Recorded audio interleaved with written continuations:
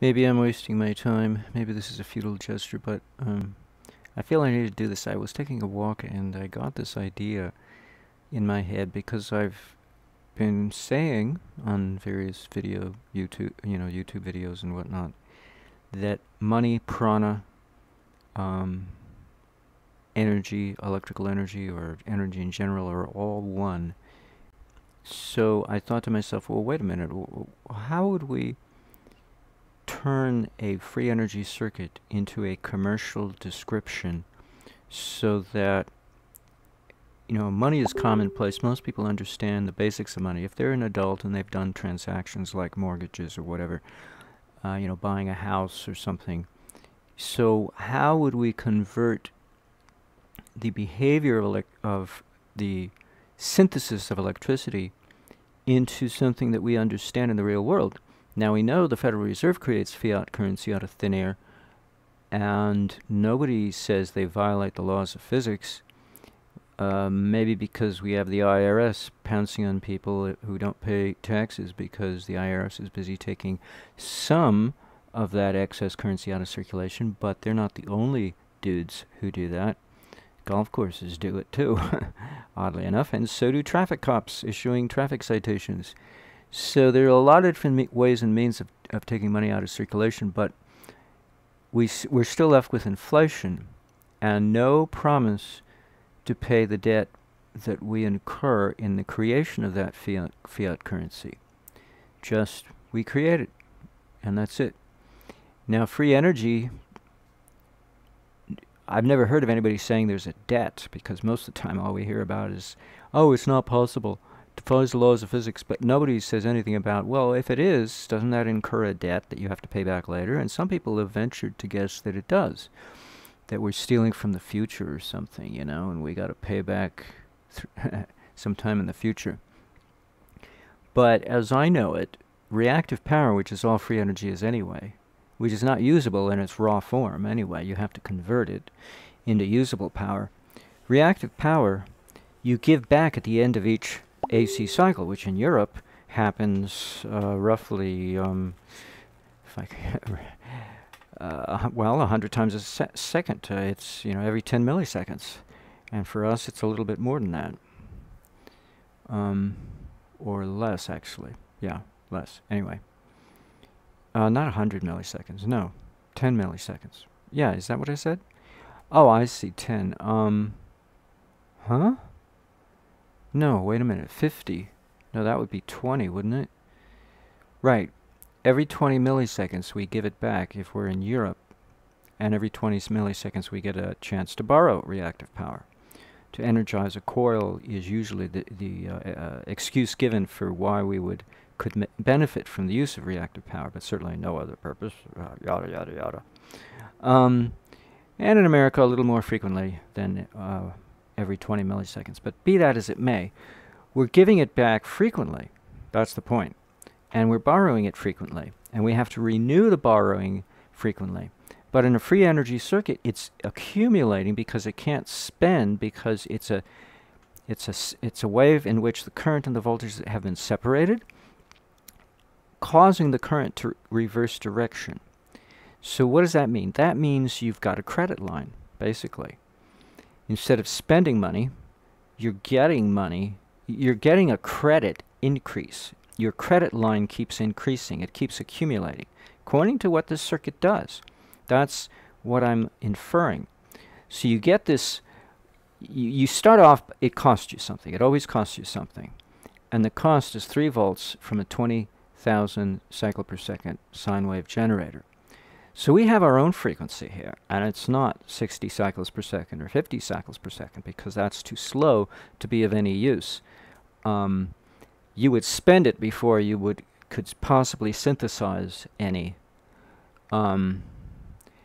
Or, to put it another way, if you could create the amount, it is possible to create the amount you need on any frequency of production. The problem is it becomes difficult to sustain or maintain a free energy circuit at lower frequencies, because either it goes comatose, which is most people's experience. That's why they say it's impossible. Free energy does not exist.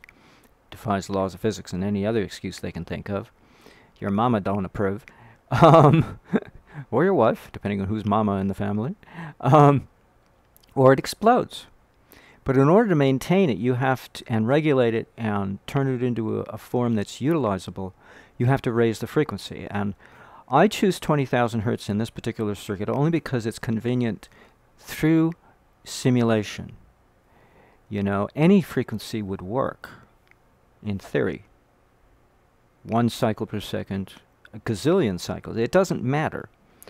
What matters is what are you trying to do, and how convenient is it to do it, yada yada. All those little stipulations. That's really the only reason for changing the frequency.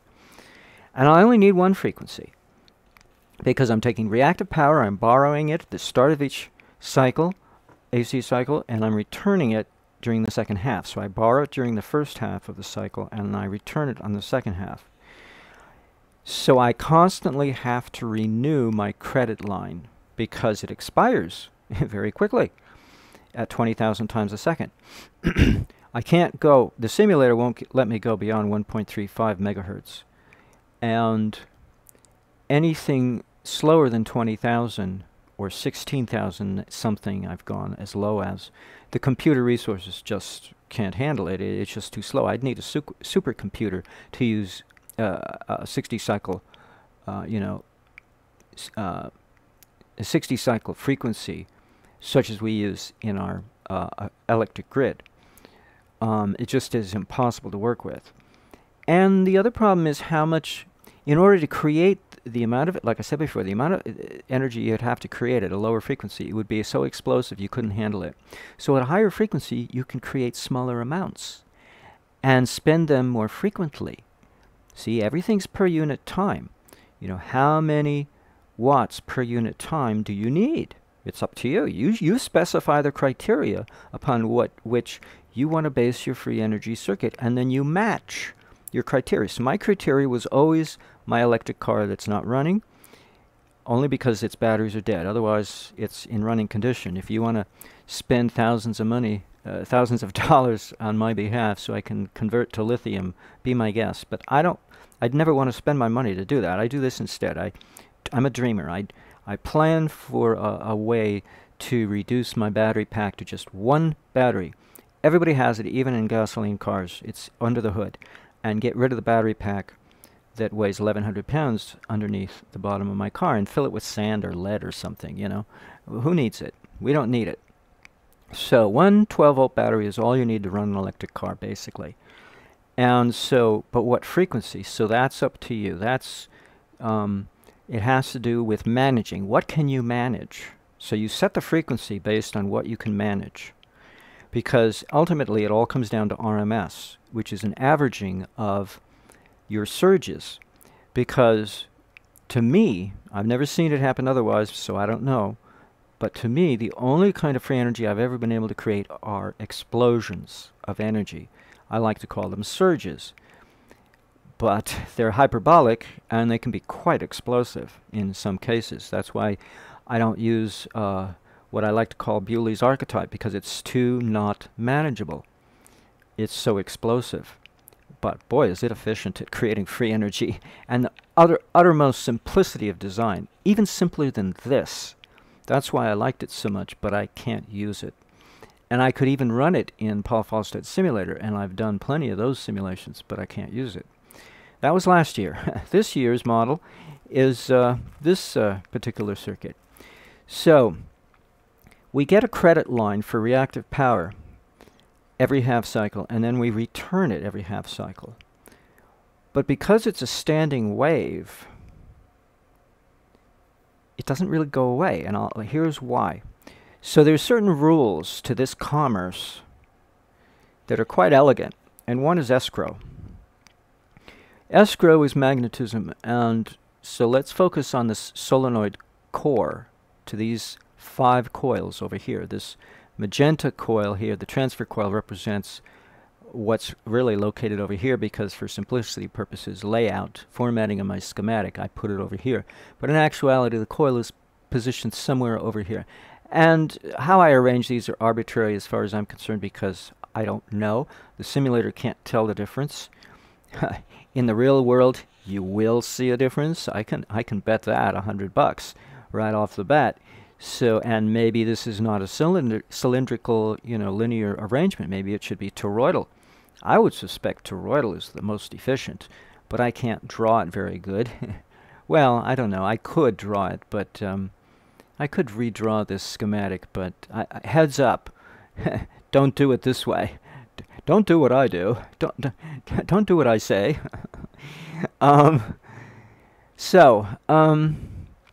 What we have is escrow, and that's magnetic remnants inside our core here and the core here, but we don't have to get to that yet, so let's leave that alone. So we have escrow over here, and escrow is really bizarre over here because unlike, okay, now we're over here. Escrow over here charges us for our use because only now do we get to use the energy. So they're going to charge us. It makes sense, and that's called hysteresis. Over here, we don't use it, so they don't charge us. So we could say that this is the conversion of cryptocurrency over here into solid silver-backed or gold-backed, if you prefer, currency. You redeem your cryptocurrency and you get specie. You get gold or silver specie. That's the technical term for the physical object is the specie. But over here you've got cryptocurrency and you're building it up in your crypto bank. The Bank of Vinny cryptocurrency. And you start off by pumping it real specie in the form of 3 volts rated at 20 cycles per second. So the sine wave generator, and yet that's the voltage though. Maybe we better step back a bit. Now what is voltage versus current? Well, voltage is the actual specie count. 3 ounces of pure silver, 3 troy ounces of silver, let's say, is 3 volts. So let's make 1 troy ounce of silver equivalent, in Mike Vinny's cryptocurrency bank here, let's make it equivalent to 1 volt in the microcap simulation of this circuit. So 1 volt is equal to 1 troy ounce of pure 4/9 fine silver in my little cryptocurrency money machine. It's going to churn out money all we want to spend. And now the amperage, the current, as I've said, or I imply, over here, derived from 100 nanowatts. It's actually slightly less than 80 nanowatts, but I just rounded up to 100 because I didn't have time. I didn't want to take the time. I didn't have the patience to take the time to run the simulation long enough to see where it plateaus. So I took a guess estimate that it's something less than 100 nanowatts, and I'm pretty sure it is less than 100. So, but if we just say it's 100 nanowatts, you divide by 3 volts, and you get something like 30 amps is what you're draining here. Now the amps is the actual exchange rate per unit time. We have to always keep specifying, even though the simulator may not make it obvious, but it does, because when you do the run, when you run this, you do it for a certain length of time. And you see what happens. So current is the movement, the exchange rate, not the exchange rate the way we normally think of. I'm using it in a different context. Okay, so I shouldn't use the word exchange rate. It's actually called the velocity. So current is the velocity of monetary exchange. And to a fiat currency, that gives it value. The Federal Reserve likes to say, well, it's not backed up by any gold or silver, but it's backed up by your belief in your federal government, which is a bunch of hooey. It has nothing to do with federal government. It has to do with your usage. You don't have to believe in it. You could care less. Anybody could care less. All you have to do is use it. If you don't use it, they translate that into their coded message. Oh, you believe in it. Who cares? I use it only because I have to. I don't believe in it. Or else I wouldn't be promoting the Liberty Dollar 10 years ago, 11 years ago in L.A. I spent thousands of my silver Liberty Dollars into circulation to pay bills and buy food from Whole Foods and whatnot. So obviously I believe in something other than the fiat currency, so I don't have to believe in it in order to use it. But it's only the use of it that puts value behind it, because if you stop using it, the value of the dollar goes to zero. If everybody collectively stops using the United States dollar, its value goes to zero, and that's probably, I'm speculating now, probably the only reason why Donald Trump, our United States president, has proclaimed the United States dollar better than cryptocurrency, more stable, and he's bad-mouthing cryptocurrency because he's being told to say that. Because any currency gains value based on its speed of transaction. You know, how many dollars, or how many units, shall I say, how many units of that currency per unit time undergoes an exchange between one party and another. That will help contribute to the value of that currency in the eyes of its users, not to anybody else. So if you just put cryptocurrency in your bank and never spend it, it really does. It's like any other fiat currency, unless it's backed by gold and silver that you can redeem. You know, something tangible, or fungible, maybe is the technical term they use. But be that as it may, we call it tangible, so I'll stick with that. Actual.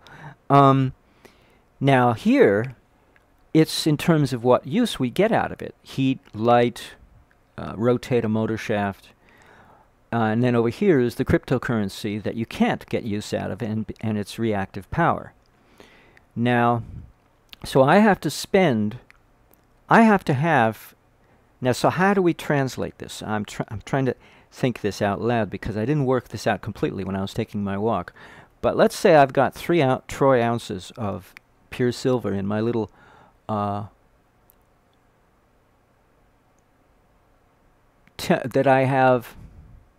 that I possess. But I don't know if that'll work. So let's just run on that assumption and see how it goes. Now, nano is quite a small unit. We know if we use 1 ohm resistor, we get on a 1 volt battery, we will get 1 amp of current. So I'm assuming now that if a resistor being a regulator of the flow rate, if I use a 1 ohm resistor on a 1 volt battery, then I'm spending 1 troy ounce of silver per unit time. That's what's going to happen. But since I have 3 volts, I'll be spending 3, but I only have 3 to begin with. I don't get to replenish it yet. Now in the simulator, it just keeps coming as if it's an infinite source. But I'm only using nano. I'm using a tiny portion. And if my little 3 volt battery has only 3 amp hours in it, I can run my little virtual experiment for quite some time before I run out of money in the bank. So it actually does point to a physical...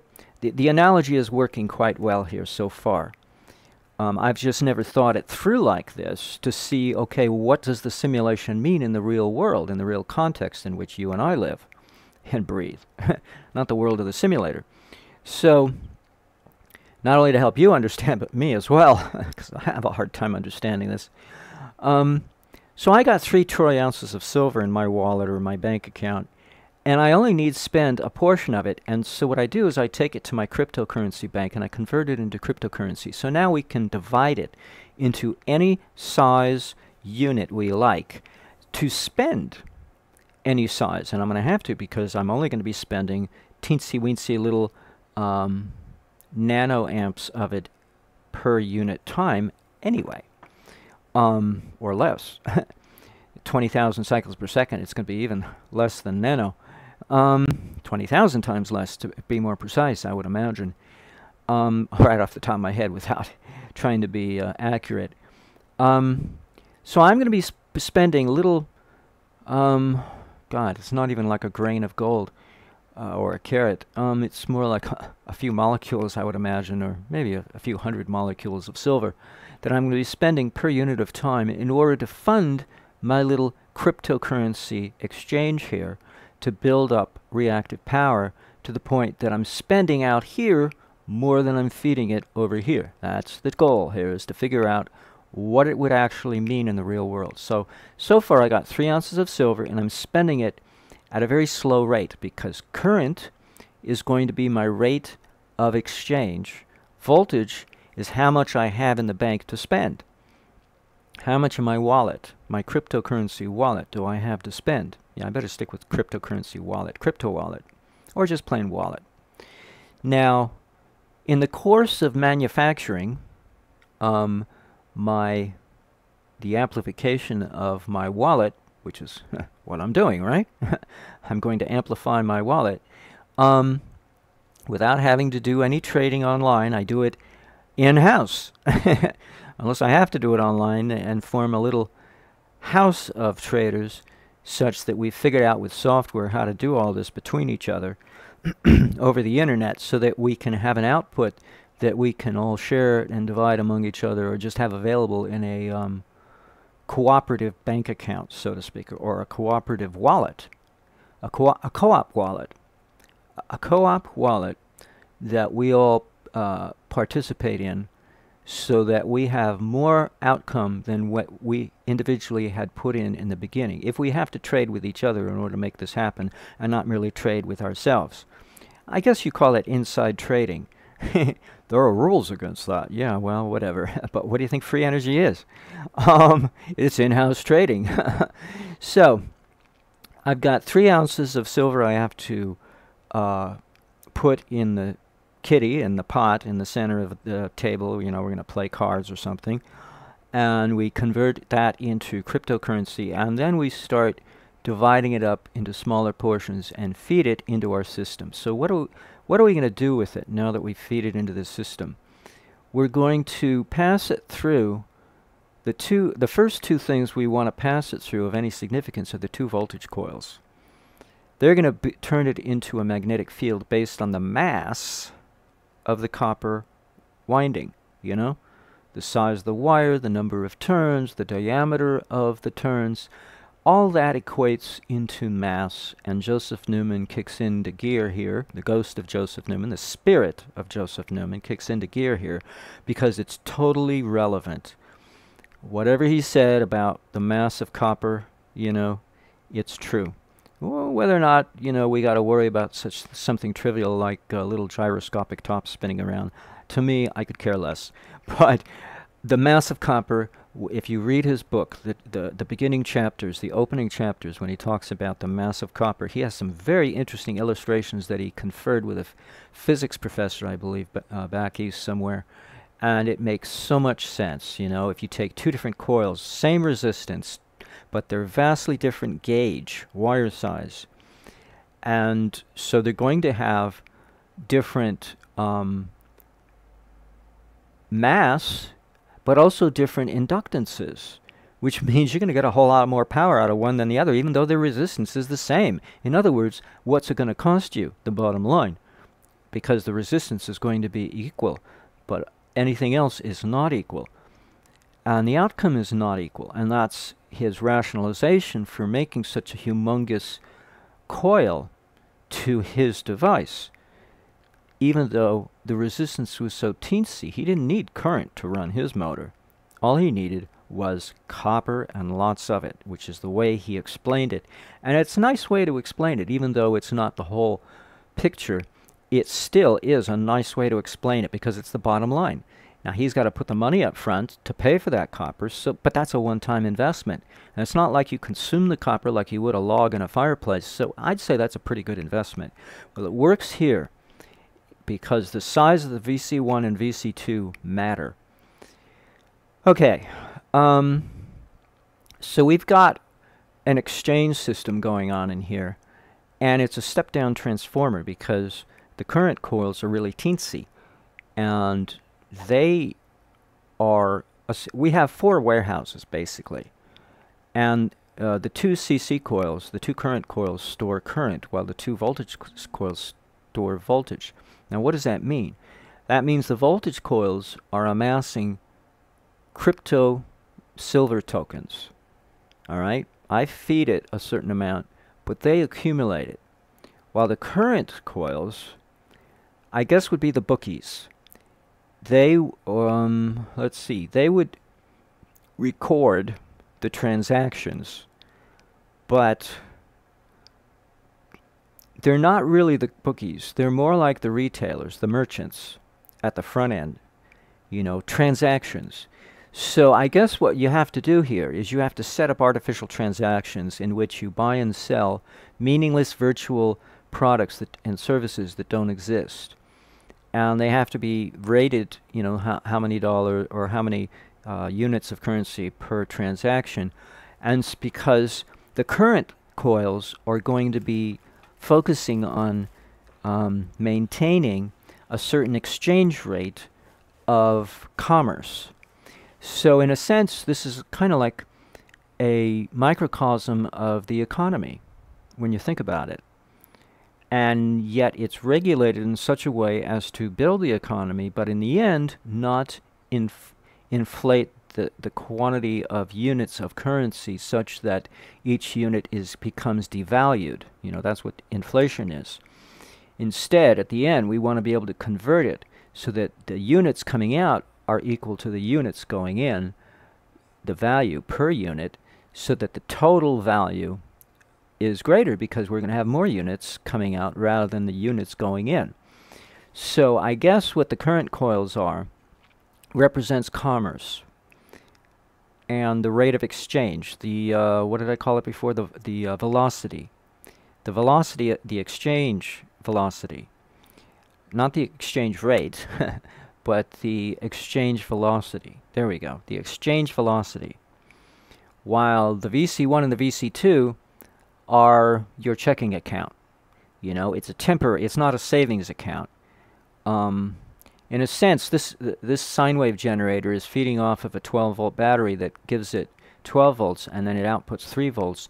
In a sense, the 12-volt battery feeding this sine wave generator, it's implied, it's not here in the schematic, would be your silver mine. It gives you the silver raw from the earth, 12 volts of it. And you lose 7 volts, which is highly not efficient. You lose 9 volts, actually, excuse me. You lose 9 volts in the course of putting out 3.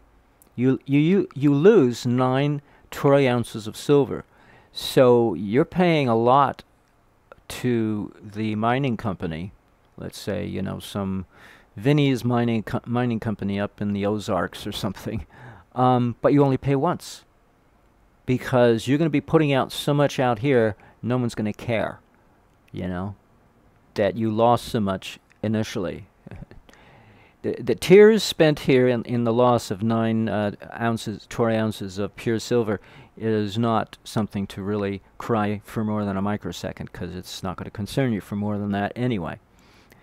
All right, so we've covered, so we have these checking accounts here, storing up crypto units of silver, and then we have a place to spend them and notice here it's a closed loop. We spend it back to ourselves.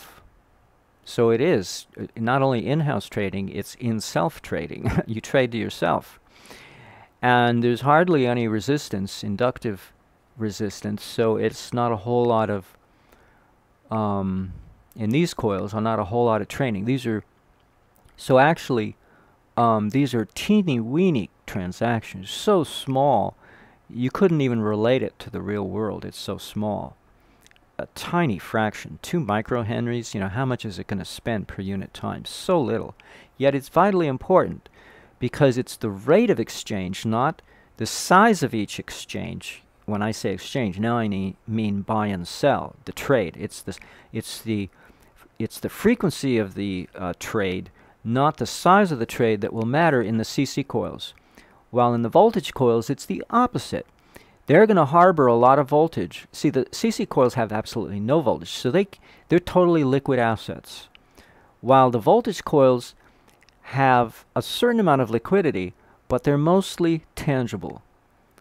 And their trading is slow, far slower than the current coils, but very big. So we're talking gazillion barrels of crude oil kind of, between countries, in the voltage, these two voltage coils.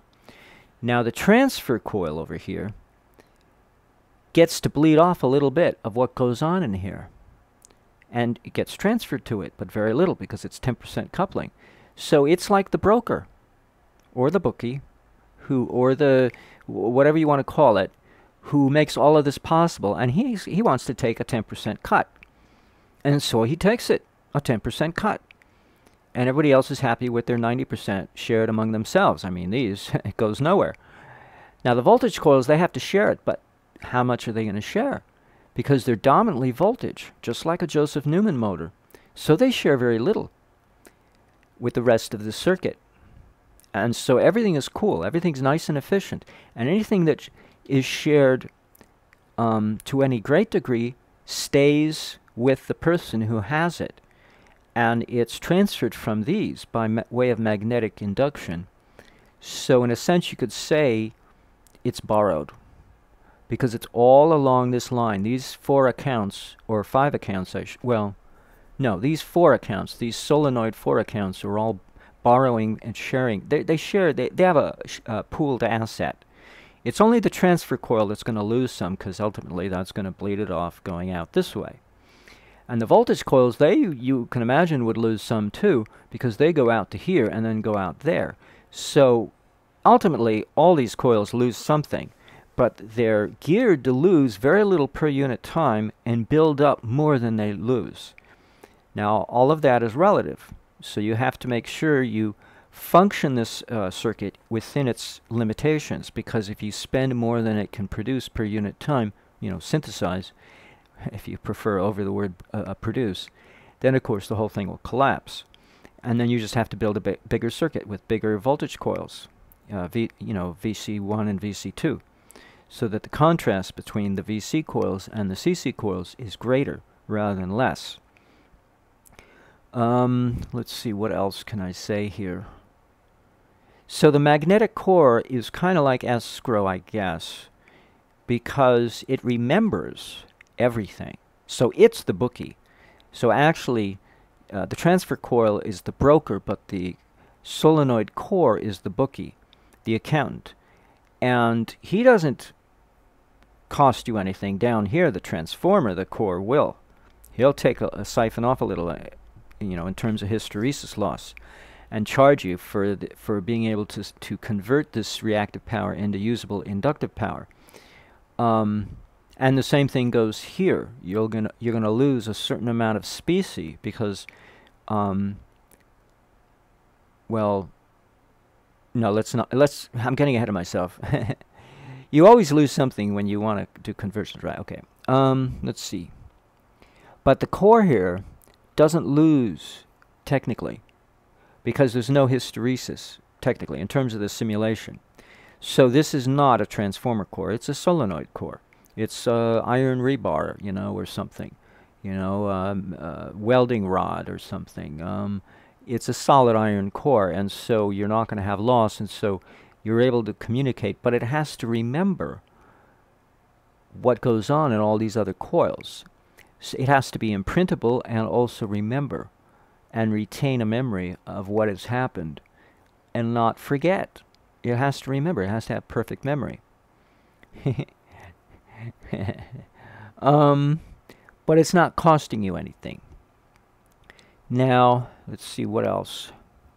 Now, the diodes here are going to force all of the transactions onto the top side of this transformer down here and empty out the bottom side and keep it that way. Now, I found in the past that you might have to invert this capacitor once in a while because of one side getting all the storage and the other side not, because eventually what might happen, and this circuit may not be perfectly stable, the regulation built in here fails you. And it fails gradually. At first you don't notice it, but I've never ran the simulation long enough to find out what happens if you run this thing for an hour of actual time. I only know what happens if you run it for 10 seconds actual time, in terms of what the simulator tells me. maybe hours in my time. But as far as the simulator is concerned, it's like 10 seconds. And in some instances, the thing started to escalate all over again.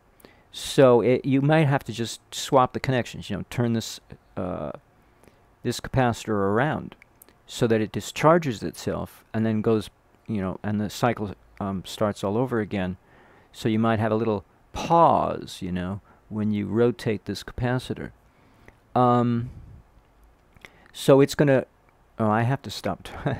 Sorry, I have to stop this videotaping session temporarily. Sorry. To be continued.